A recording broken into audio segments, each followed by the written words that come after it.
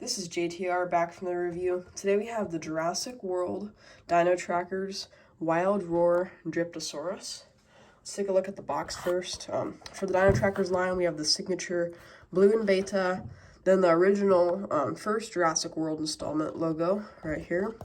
Wild Roar and its name right there. Dino Trackers. And then on the back of the box, we have an image showing its action feature. And then we have the other free in the assortment, which I will be getting this one. I'm not a huge fan of the Kronosaurus or the Diabloceratops. But yeah, so let's move on to the figure. Sorry about that. You might hear that a few times in this review. It's very sensitive. But here is the Dryptosaurus. Hopefully I'm pronouncing that right.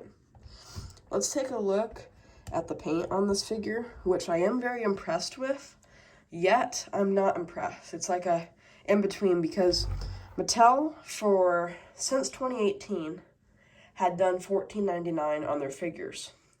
Once the Dominion line, we had like Wave 2 in stores of the, I forgot what they were called, like maybe Roar Attack or something. It wasn't that, but you know that $14.99 assortment. Once those were in stores, online only, you had to pay $16.99 instead of $14.99. But if you went inside the stores, they were actually $14.99 still.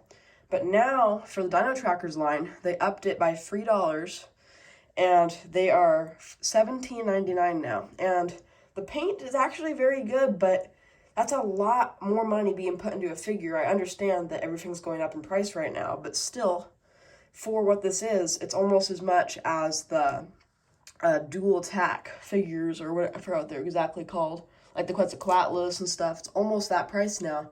Those went up, but not as drastically. Like those ones are at $21.99. It's a difference, but not a full $3 jump right away. So I know they tried to ease us into it by making them more expensive online, but it's just a very random thing for Mattel to do right now, especially with this not being like a blockbuster film, just a random dinosaur line. I thought that was interesting, but yeah, let's look at the paint application. We have this nice, like, dark gray going down the body to the tail, and it transitions nice from this angle. Actually looks really nice how it just connects, and then it's that color for the full tail. But if just from this, like, view right here, this looks so sharp. Like, they should have, like, maybe connected it like this. I know it still won't look perfect because it's just a piece of plastic, but they could have done that. But at least they put that little transition right there.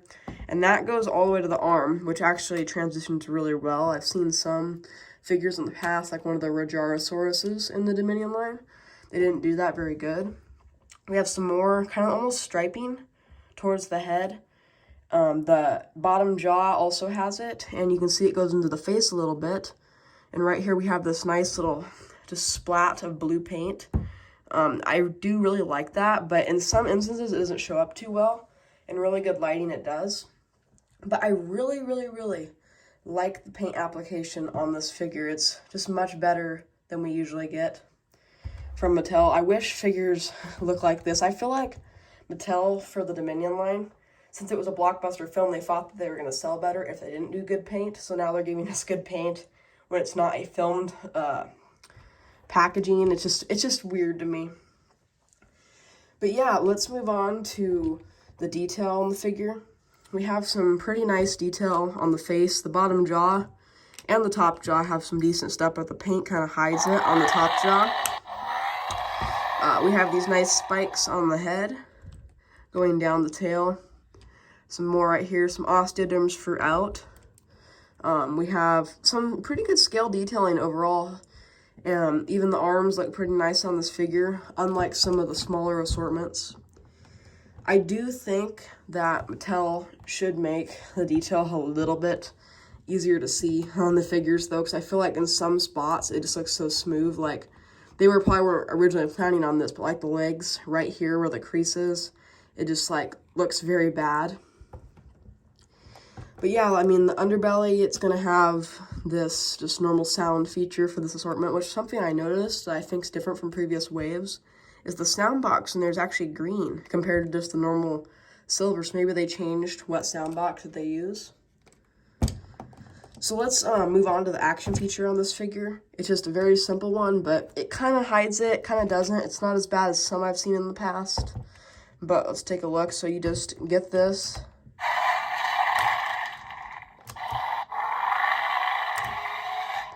I noticed the jaw doesn't open very much, so it actually looks really creepy from a front view. But they did paint the inside of the mouth pretty well, so that does kind of make up for it. But let's move on to the articulation. We get these leg articulation, and since this is above this $7.99 assortment, because this is $17.99 actually, we do get arm articulation. It has a double joint, like a ball joint right here, which is very nice. The tail moves, but there's no reason to do that because it doesn't connect well. You should just leave it right here. Oh, sorry about that. There we go. But one thing I did notice that was actually extremely weird is all these spikes are hard plastic, every single one of them, besides I guess the ones up here on the head. But for some reason, there's one spike that is rubber. Where is it? I think it's this one. It's a hard rubber, but this one spike and all the rest are like rock solid. It's so weird. But yeah, that's the action feature. That's the articulation. I mean, I guess you can't really consider this because it's part of the action feature, articulation. So let's move on to the views of this figure. That's actually a very bad angle. There you guys go. All right, it's better. View 1. View 2. View 3. View 4. And overall, this does, I know I'm going to mention this again, I should have mentioned this earlier. It's actually very good paint for Mattel, even though we don't get nail paint, but just the price boost. This is the only one that I'm really seeing that much difference in paint-wise compared to some of the others. And for free whole dollars of difference, they really, hopefully they're going to do this for future, like Wave 2, this nice of paint. Let's move on to a size comparison of this figure. Here we go. Here's the Hammond Collection Tyrannosaurus Rex. It's pretty well known, so you guys should know roughly how big it is. Here's the mini Hammond Collection Triceratops. Let's tilt that down for you guys. And here is Hammond Collection Gallimimus.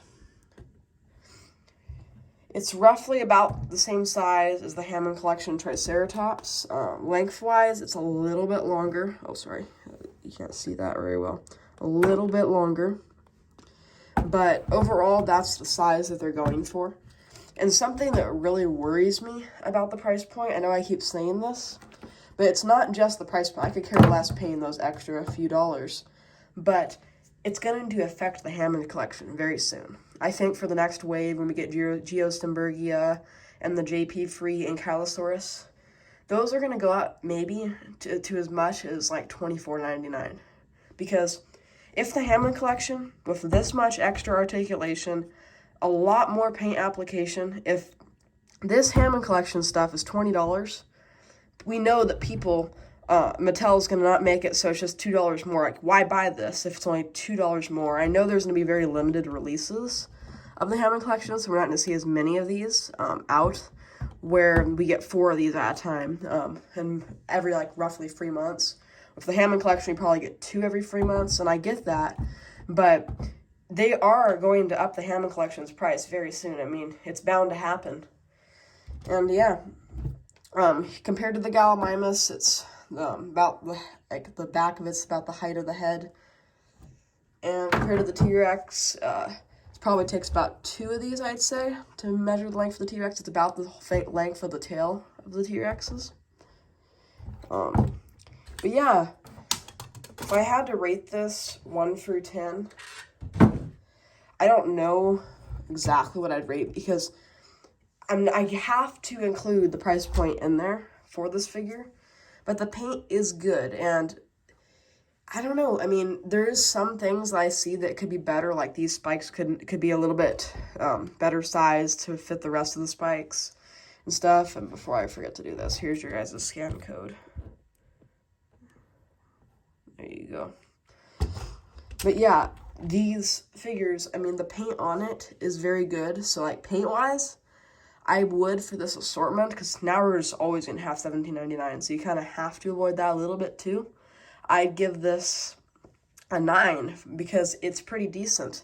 I mean, it doesn't really need underbelly paint. I mean, these two colors, even though they're completely different colors, they're both so dark that it works fine on the figure. Like, I usually hate when the bottom jaw is a different color than the rest of the body, but you can't even barely tell on this because they're such close colors. So yeah, 1 through 10 are decent articulation. It's just the usual. I would give this like I guess an 8.5 because there's not much more Mattel could do being in the baseline. So yeah, thank you guys so much for watching this video. I have an Instagram. It's Jurassic Tree Official. Go follow me there. I do like daily posts, Jurassic, repaints, news, all kinds of different things on there. But thanks so much for watching. Please consider subscribing and liking the video. See you later.